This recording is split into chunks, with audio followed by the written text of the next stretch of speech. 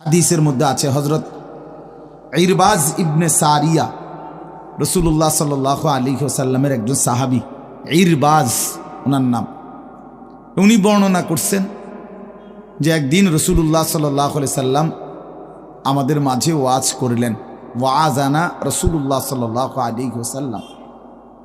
দুই একজন স্বেচ্ছাসেবক ভাই কাজ করে খেদমত করো, যে বলো যে বসতে। তো আল্লাহ রসুল সাল্লাল্লাহু আলাইহি সাল্লাম তিনি বলেন যে আমাদেরকে ওয়াজ করলেন। এই ওয়াজ, এই শব্দটা কোরআনের শব্দ, রসুল্লাহ সাল্লাল্লাহু আলাইহি সাল্লামের জন্য ব্যবহৃত শব্দ। ওয়াজ ওয়াজ এটাই সুন্দর। প্রোগ্রাম, এই আজকেও একজন আমারে একটু হুজুর এখন কোথায় প্রোগ্রাম? না, কোথাও না।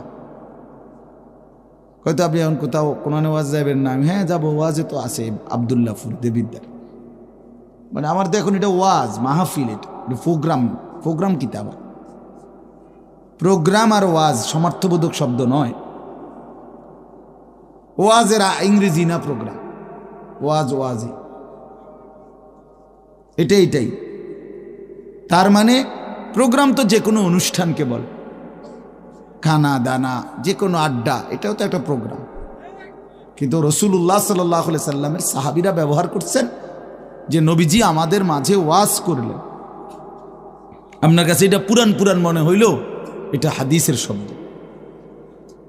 ইয়াইজুকুম লাআল্লাকুম তাযাক্কারুন, এই যে কোরআন শরীফ আছে, আল্লাহ বলেন আমি ওয়াজ করতেছি তোমাদেরকে যেন তোমরা আমি আল্লাহর ওয়াজ থেকে উপদেশ গ্রহণ করতে পারো।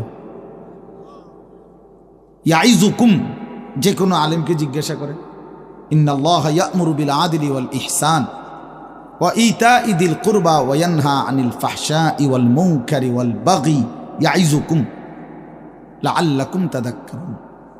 এজন্য ওয়াজ, এই শব্দটা কোরআনের শব্দ, এটা রাসূলুল্লাহ সাল্লাল্লাহু আলাইহি সাল্লামের শব্দ। তাহলে এর চাইতে দামি হয়ে গেল প্রোগ্রাম? কথা বলেন না। যাই হোক, তো বলতেছিলাম আল্লাহ নবী সাল্লাল্লাহু আলাইহি ওয়াসাল্লাম তিনি বললেন, ওয়াজ করলেন, সাহাবী বলতেছেন। তো এটা আমাদের অবস্থা কি হলো? শ্রোতাদের হালাত কি হলো? নবী সাল্লাল্লাহু আলাইহি সাল্লামের সাহাবী বলেন শ্রোতাদের অবস্থা হলো দুইটা, জারাফাত মিনহাল উয়ুন ওয়া ওয়াজিলাত মিনহাল কুলুব। নবীজির ওয়াজের পরে আমাদের হালাত হলো এই, আমাদের চোখ দিয়ে অঝরে পানি ঝরতে লাগলো, আমাদের দিল আল্লাহর ভয়ে কাঁপতে লাগলো। এই সরাসরি হাদিস। তাহলে ওয়াজের মাকসাদ বুঝলেন কিনা, যে কি হওয়া উচিত ছিল? চোখে পানি ঝরছে আর দিল আল্লাহর ভয়ে কাঁপতেছে। কোরআন শরীফে আছে, সরাসরি কোরআন শরীফে, ওয়া ইযা সামিউ মা উনজিলা ইলার রাসূল তারা আ'য়ুনাহুম তাফীদু মিনাদ দাম'i মিম্মা আরাফু মিনাল হক। আল্লাহ বলেন রাসূল আপনার সাহাবীদের হালাত দেখেন। আমি আল্লাহর কোরআন যখন আপনার উপরে নাজিল করা হয় আর আপনি যখন সাহাবীদের সামনে এই কোরআন তেলাওয়াত করেন, তারা আ'য়ুনাহুম, ওই দেখেন ভাই, ওই দেখেন, দেখছেন কি পরিমাণ অপদার্থ এটা? এরকম করলে কেন ভাই তুমি? আরে তুমি মিয়া জ্যাকেটওয়ালা, তুমি আবার পিছে চাও কেন? তুমি চিনো না আমারে, কোনোদিন দেখো নাই? আমি 1 মিনিটের জন্য ছেড়ে দিতে রাজি না। আমি নওজোয়ানের পরিবর্তন চাই। এই এক ফিকির নিয়া জিন্দিগির আমার মেহনত, প্রতিটা নওজোয়ানের বদলানো চাই। এই জন্য সোজা কেউ না বলুক, তার আমি বলবো, আমি নিয়ত করছি যে একদিন পারি একদিন বলবো। যেদিন বলতে পারবো না, নাই পৃথিবী থেকে কোনোদিন, যদি নাই তো নাই, কিন্তু ছেড়ে দেব না আমি ইনশাআল্লাহ। লক্ষ লক্ষ মুসলমানের কিশোর তরুণ যুবক একরকম এটা ভাবছে, এরা ছেলেরা যে এদের কোনো অভিভাবক নাই, আপন মা বলার সাহস পায় না, আপন বাবা বলার সাহস পায় না, এলাকার কেউ কিছু বলার সাহস পায় না। তোমরা ছেলেরা মিয়া যা মন চায় তাই করতেছো নিজের খেয়াল খুশি মতো। আরে ভাইয়া, এভাবে নিয়ন্ত্রণহীন, অভিভাবকহীন, কারো তত্ত্বাবধানবিহীন জীবন জন্তু জানোয়ারের জীবন বেটা। আমি বললাম বেটা, যার মাথার উপরে কোনো ছায়া নাই, যার কোনো অভিভাবক নাই, যারে আগলাইয়া রাখে না কেউ, যারে শুধরাইয়া দেয় না কেউ, আল্লাহর কসম ওই জীবন জানোয়ারের জীবন বেটা, এটা জন্তু জানোয়ারের জীবন। তোমার মনে যা চাই তাই করবা, এটাকে আল্লাহ কোরআনে বলছে এই লোকটার পরিচয় হলো সে জানোয়ার, যার জীবনের কোনো নিয়ন্ত্রণ নেই। রাতের বাজে 3টা ঘুমায় না, সকাল বাজে 9টা ওঠে না, দেখিতা তো পাগল না ছাগল না, এটা পতনেরও টাইম নাই, উড়নেরও কি নাই, এটা কোনো জীবন হলো মনে না, এটা জানোয়ারের জীবন না। সারা রাত, রাতের 3টা বাজে মোবাইলে উলঙ্গ ছবি দেখতেছে। আস্তাগফিরুল্লাহ, আস্তাগফির। স্বাভাবিকভাবে জি বলো ভাই, রসিকতা করো না, তামাশা করো না, বিকট আওয়াজে যেই বলারও দরকার নেই, স্বাভাবিক শুনতে থাকো ভাইয়া। এই জন্য আমি বললাম ভাই রাগ হইও না, আল্লাহ তোমারও বরকত দান করেন। কিন্তু আমার বলার উদ্দেশ্য হলো আমাদের পরিবর্তন দরকার, সংশোধন দরকার, আমাদের জিন্দেগি সাজানো দরকার। আমি এই কথাটাই বলতেছিলাম যে মাহফিলের মাকসাদ বিবেক জাগানো, দিল জাগানো, দিল জাগানো, অনুভূতি সৃষ্টি করা, যাহা আমি কি করছি, আমি কি করছি, আসলে আমার কি করা উচিত ছিল। তাইলে কোরআনুল কারীমের মধ্যে আল্লাহ তাআলা বলছেন, আল্লাহর কথা শুনলে সাহাবীদের চোখ দিয়ে তারা আয়ুনাহুম তাফিদু মিনাদ দাম'i, নবী আপনি দেখবেন আপনার সবগুলো সাহাবীর চোখ থেকে অঝরে পানি ঝরছে, কাঁদতেছে। আল্লাহর কোরআন শুনলে সাহাবীরা কাঁদতেন। কোরআন শরীফে একটা সূরা আছে 29 পারা, সূরা দাহার, কোরআন শরীফের 75 নম্বর সূরা, 76 নম্বর সূরা। এই সূরাটা ছোট্ট একটা সূরা, এই সূরার মধ্যে জান্নাতের অসাধারণ বর্ণনা আছে। যেদিন এই সূরাটা নাজিল হয়েছে, নবীজি উপস্থিত সাহাবী যারা ছিল সামনে, তখন জিব্রাইল মাত্র নাজিল করছে, নবী সাল্লাল্লাহু আলাইহি সাল্লাম সাহাবীদের সামনে শুনাইছে এটা, এই সূরাটা। এই সূরার মধ্যে জান্নাতের খুব সুন্দর বর্ণনা আছে, সূরা দাহার। তো এই সূরার এই জান্নাতের বর্ণনা শুইনা এইখানে বসা একজন সাহাবী, কালো, রজুলুন আসওয়াদ তাফসিরে আছে, উনি ছিলেন একদম কালো রঙের সাহাবী, সহজ সরল সাহাবী। এইখানে বসেই একটা চিৎকার দিছে জান্নাতের আকাঙ্ক্ষায়, ওইখানে ইন্তেকাল করছে। আল্লাহ নবী সাল্লাল্লাহু আলাইহি সাল্লাম বলছেন, লাকাদ আখরাজা নাফসা সাহিবিকুম আশ-শাওকু ইলাল জান্নাহ, তোমাদের সাথী জান্নাতের শৌক আগ্রহে জীবন দিয়ে দিল। দেখো, जान दिए दिलो जान, निकल जाए दम तेरे कदमों के नीचे, यही दिल की हसरत, यही दिल की आरज़ू है। আল্লাহর প্রিয় বান্দারা এটা বলে যে হে বড় মাওলা, আপনার কদমের নিচে জীবন দিয়ে দিলাম, এটাই ছিল দিলের তামান্না, এটাই ছিল দিলের আফসুস, আহাজার। সাহাবায়ে কেরাম যখন আল্লাহর জন্য শহীদ হইতেন, অসংখ্য সাহাবীদের জীবনীতে আছে, যুদ্ধের ময়দানে যখন শহীদ হইতেন রক্ত মাখা শরীর নিয়া, শেষ মুহূর্তে সাহাবীরা একটা কথাই শুধু বলতেন, ফুস্তু ওয়া রাব্বিল কাবা, কাবার রবের কসম আমি কামিয়াব হয়ে গেলাম, আমি সফল। ফুস্তু অর্থ হলো আমি সফল হয়ে গেলাম, সফল হয়ে গেলাম। তার মানে শহীদ ব্যর্থ হয় নাই, শহীদ কি হয়েছে? সফল হয়েছে। শহীদ জীবন পেয়েছে, নতুন করে জীবন পেয়েছে। এই জন্য আমার ভাই, আল্লাহর জন্য আল্লাহর কথা শুনলে দিলের হালাত এমনই হওয়ার কথা। হাদিসের মধ্যে আছে, হযরত আব্দুল্লাহ ইবনে মাসউদ রাদিয়াল্লাহু তাআলা আনহু তিনি বলছেন যে একদিন নবীজি আমাকে বলছেন কোরআন শরীফ তেলাওয়াত করে শুনাইতে, নবীজিকে শুনাইতে। হযরত আব্দুল্লাহ ইবনে মাসউদ রাদিয়াল্লাহু তাআলা আনহু বলেন, আমি সূরা নিসা, এই সূরার প্রথম 40টি আয়াত একটানা নবীজিকে মাথা নোয়ায়া আদবের সাথে নবীজিকে শুনাইতেছিলাম। 40টা আয়াত পর্যন্ত যখন তেলাওয়াত করলাম, হযরত আব্দুল্লাহ ইবনে মাসউদ বলেন, নবী সাল্লাল্লাহু আলাইহি সাল্লাম তখন বলেন হাসবুকাল আন, এখন থামো। তো 40 আয়াত পরে যখন আমি থামলাম, হযরত আব্দুল্লাহ ইবনে মাসউদ বলেন ফালতাফাত্তু ইলাইহি, আমি নবীজির দিকে চোখ তুলে তাকালাম, ফাইদা আইনাহু তাদরিফান, তিনি বলেন আল্লাহর কসম আমি দেখতে পাইলাম আল্লাহ নবী সাল্লাল্লাহু আলাইহি সাল্লামের দুই চোখ দিয়ে অঝরে পানি ঝরছে। তিনি বহুতক্ষণ ধরে কাঁদতেছেন। তাইলে এই ছিল রাসূলুল্লাহ সাল্লাল্লাহু আলাইহি সাল্লামের হালাত, এই ছিল সাহাবায়ে কেরামের হালাত। আল্লাহর কথা শুনলে নবী নিজেও কাঁদতেন, সাহাবায়ে কেরামও কি করতেন? কাঁদতেন। প্রিয় ভাই আমার, বন্ধু আমার, আমরা মুসলমান।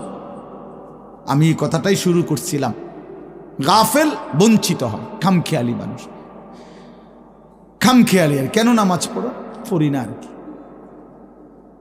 পড়ি না, মসজিদে যাইতে না, ভাল লাগতেছে না, কেরুম লাগতেছে, কি জানি কেরুম জানি লাগতেছে, কেরুম লাগতেছে, এরুম আরি কেরুম, পাগল কোথাকার বেটা, কেরুম লাগতেছে এটাও কই তারস না, তুই তো একটা অপদার্থ মানুষ বেটা, এটা কোনো কথা হইল? এই জন্য বললাম, মানে আসল কথা হইল গাফেল, খামখেয়ালি। কোরআন শরীফে আছে যত লোক জাহান্নামে যাবে, আল্লাহর কসম ভাইয়া শোনো, যত লোককে আল্লাহ জাহান্নামে ফেলবে, আল্লাহ কোরআনে স্পষ্ট বলছে সবগুলোর পরিচয় হলো উলাইকা হুমুল গাফিলুন, এগুলো গাফেল। কোরআন শরীফের আয়াত, উলাইকা হুমুল গাফ ওয়ালাকাদ যারানা লি জাহান্নামা কাসীরাম মিনাল জিন্নি ওয়াল ইনস, আমি অসংখ্য অগণিত জিন আর মানুষ দিয়ে জাহান্নামকে পূর্ণ করব। আল্লাহ বলেন এই সবগুলো নাফরমানের পরিচয় উলাইকা হুমুল গাফিলুন, এরা গাফেল, এরা গাফেল ছিল, খামখেয়ালি করছে, খামখেয়ালি। আমি নয়তো হায়াত দিয়েছি, আওয়ালাম নুআম্মিরকুম মা ইয়াতাযাক্কারু ফীহি মান তাযাক্কারা।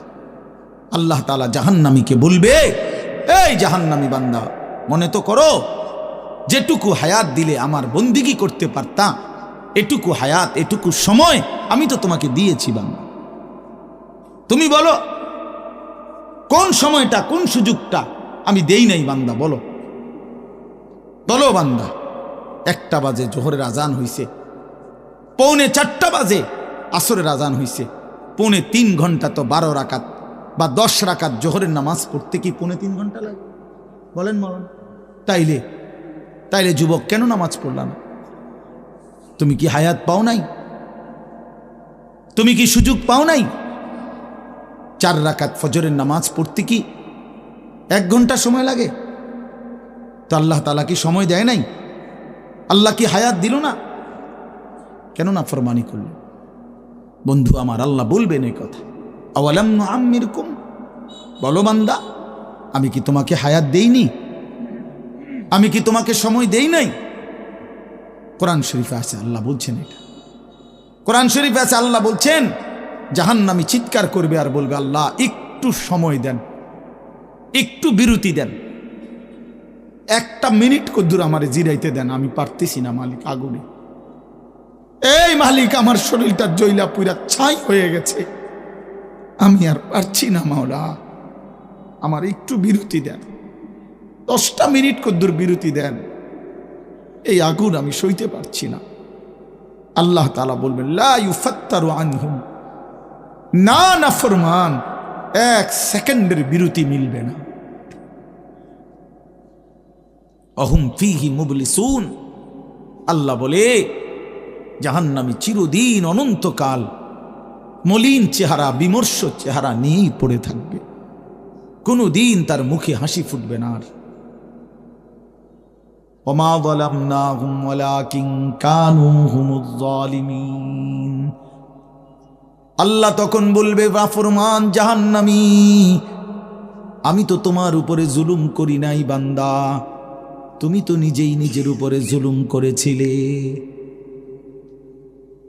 আমি জুলুম করি নাই। আমি যতগুলো হুকুম করেছি, যতগুলো নিষেধ করেছি বান্দা, প্রতিটা হুকুম পালন করার যোগ্যতাও আমি শরীরে দিয়েছি। তুমি যদি রুকু করতে না পারতা আমি বলতাম না, তুমি যদি সেজদা করতে না পারতা তাইলে আমি হুকুম করতাম না।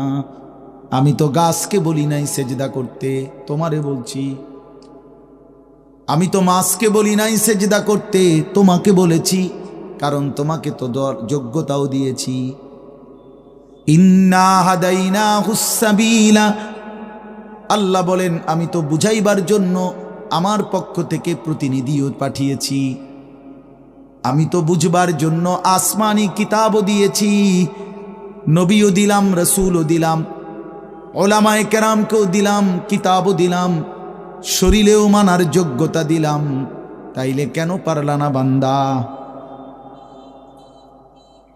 নামাজ পড়ার যোগ্যতাও আছে, বুঝাইয়া বলার লোকও আছে, বুঝবার মতো কিতাবও আছে, কেন পড়লেন না বলেন? আপনারা যে কেউ যদি সিদ্ধান্ত নেন 2 রাকাত নামাজ পড়বেন, তাহলে আপনাদের শরীরে পড়ার যোগ্যতা আছে কিনা? আপনারা যদি সিদ্ধান্ত নেন কিভাবে পড়ব, তো এই কথা বুঝাইয়া বলার জন্য কোনো আলেম আছে কিনা? যদি বলেন কোরআন থেকে কইলেন, তো এটা দেখানোর মতো কিতাব আছে কিনা? তো কি সমস্যার কারণে পারলেন না? বন্ধু বলেন, প্রিয় ভাই বলো, আমার নওজোয়ান সন্তানরা বলো, ভাইয়া কি কারণে পারলা না? আজকের সারাদিনে 5 ওয়াক্ত নামাজ কেন পড়তে পারলা না দোস্ত? কেন পড়তে পারলা না? হ্যাঁ, এই পৃথিবীতে কত বন্ধুর কত আবদার রক্ষা করলেন, পরম বন্ধু মহান আল্লাহ পাকের কোনো আবদার রক্ষা করলেন না। সামান্যটুকু উপকার যে করছে তারে কতবার থ্যাংক ইউ দিলেন। 24 ঘন্টা যিনি লালন পালন করছে তারে একবারও সেজদা দিলেন না। এই নাফরমান, তুই এত বড় গাদ্দার কেমনে হইলি বেটা? বেনামাজির চাইতে বড় গাদ্দার আর কে হইতে পারে? বেনামাজির চাইতে বেয়াদব, অসভ্য আর কি? বেনামাজি অসভ্য, অসভ্য বেনামাজি শয়তান। যার কপালে সেজদা নাই ওই শয়তান, শয়তান, শয়তান, ওইটা শয়তান। আমি বললাম, আল্লাহর কোরআন বলছে, ইবলিস তুই সেজদা দিলি না, আজকের থেকে তুই শয়তান।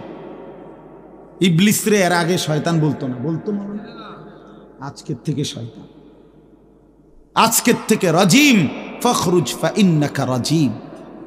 আল্লাহ বলছে বের হ বেঈমান, কেন সেজদা দিলি না? ফা ইন্নাকা রাজিম, আজকের থেকে ইবলিস তুই অভিশপ্ত।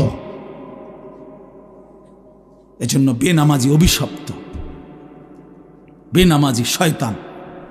ওয়া ইন্না আলাইকা লানাতা ইলা ইয়াউমিদ্দিন।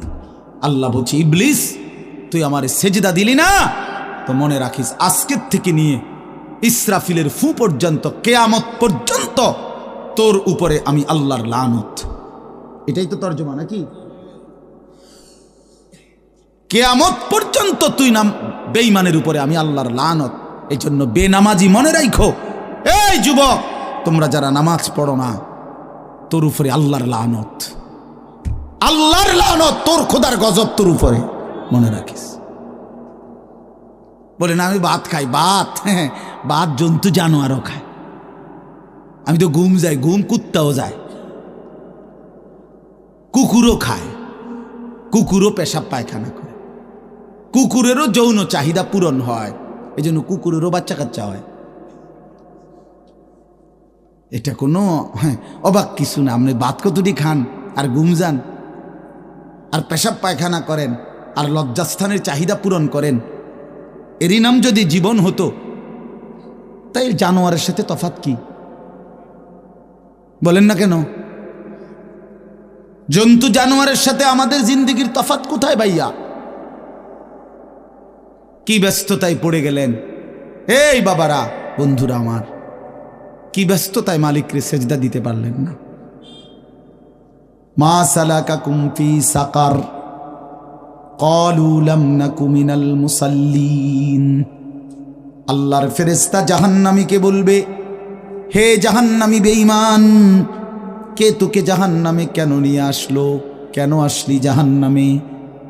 বন্ধু আমার শোনো বন্ধু, আল্লাহর কোরআনে আল্লাহ বলেন জাহান্নামী বলবে ক্বালু লাম নাকু মিনাল মুসাল্লিন, ফেরেশতা ভাইয়া কারণ আমি নামাজি ছিলাম না, এজন্য জাহান্নামী হলাম। ওয়াইলুন ইয়াওমাইদিল লিল মুকাদ্দিবিন ওয়া ইযা ক্বিলা লাহুমুর কাউ লা ইয়ারকাউন, বলে সমস্ত মিথ্যাবাদী নাফরমান পাপী সেদিন মনে রেখো হাসরের ময়দানে তোমাদের জন্য জাহান্নাম।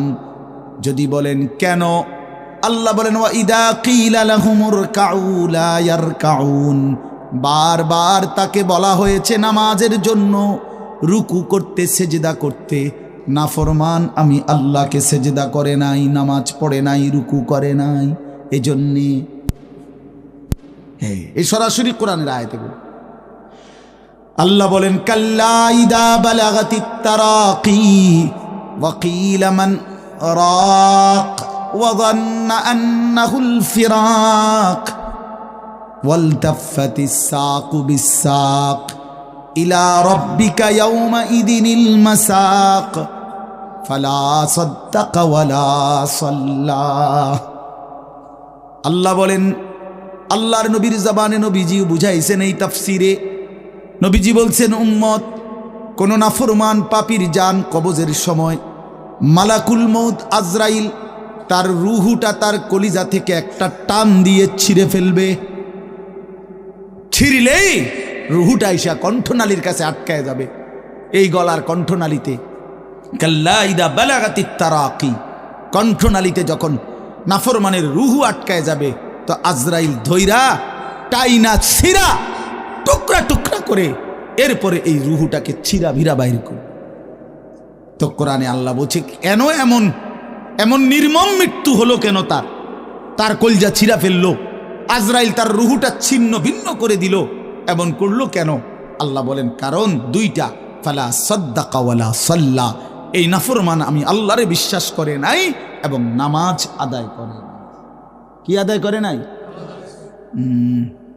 ভাত খাও, হ্যাঁ ভাতে তো দুগা খাও নাকি তা, হ্যাঁ মোবাইল টিপো আর মানুষের বেডি দেখো, দেখো ভাইয়া দেখো, কুলু ওয়া তামাত্তাউ কালিলান ইন্নাকুম মুজরিমুন। আল্লাহ বলে নাফরমান অল্প সময়ের দুনিয়া খাও, ভোগ করো, শুধু মনে রেখো তুমি নাফরমান, এখন ভাত খাও, পরে ফিডা হইব। কবরের প্রথম ঘন্টায় আমি বুঝাই দেব আমি মালিক কেমন। কাল্লা সাউফা তা'লামুন আলহাকুমুত তাকাসুর হাত্তা যুরতুমুল মাকাবির কাল্লা সাউফা তা'লামুন।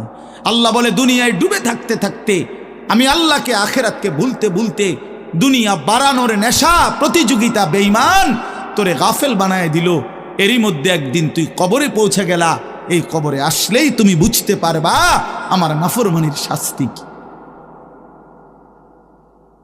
আল্লাহ রাসূল সাল্লাল্লাহু আলাইহি ওয়াসাল্লাম বলছেন কবর নাফরমানকে একটা চাপ দিবে, একটি চাপে ডান পাশের মাটি বাম দিকে, বাম দিকের মাটি ডান পাশে, এভাবে আইসা আটকায় যাবে। হাত্তা তাখতালিফা আদলাউহু, নবীজি বলেন ডান পাশের হাড্ডি পাঁজর ভাঙ্গা বাম পাশের গুলো ডান পাশে, এইভাবে আঙ্গুল যেভাবে ঢোকে এইভাবে হাড্ডি একটার ভিতরে ঢুকে যাবে।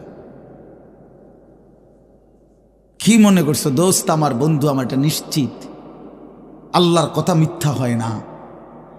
১৫০০ বছরে এ কোরআনের প্রতি অক্ষর নিয়া আপনজন দুশ্মন, ইমানদার নাফরমান বেঈমান, হিন্দু বৌদ্ধ ইহুদি খ্রিস্টান নাস্তিক মুরতাদ বুদ্ধিজীবী গবেষক পণ্ডিত দার্শনিক বিজ্ঞানী সবাই কাফের বেঈমানরাও যুগে যুগে এই কোরআনের প্রতিটা অক্ষর নিয়ে পরীক্ষা করছে, পর্যালোচনা করছে, বিশ্লেষণ করছে, কিন্তু একটি নোক্তা অক্ষর ভুল, মিথ্যা, অসত্য, অযৌক্তিক, অবাস্তব, অপ্রাসঙ্গিক আজকের এই মিনিটে প্রমাণ করতে পারে না।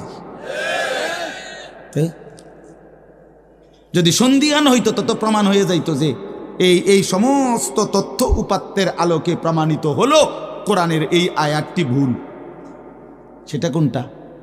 এমন হইছে? কথা বলে না কেন?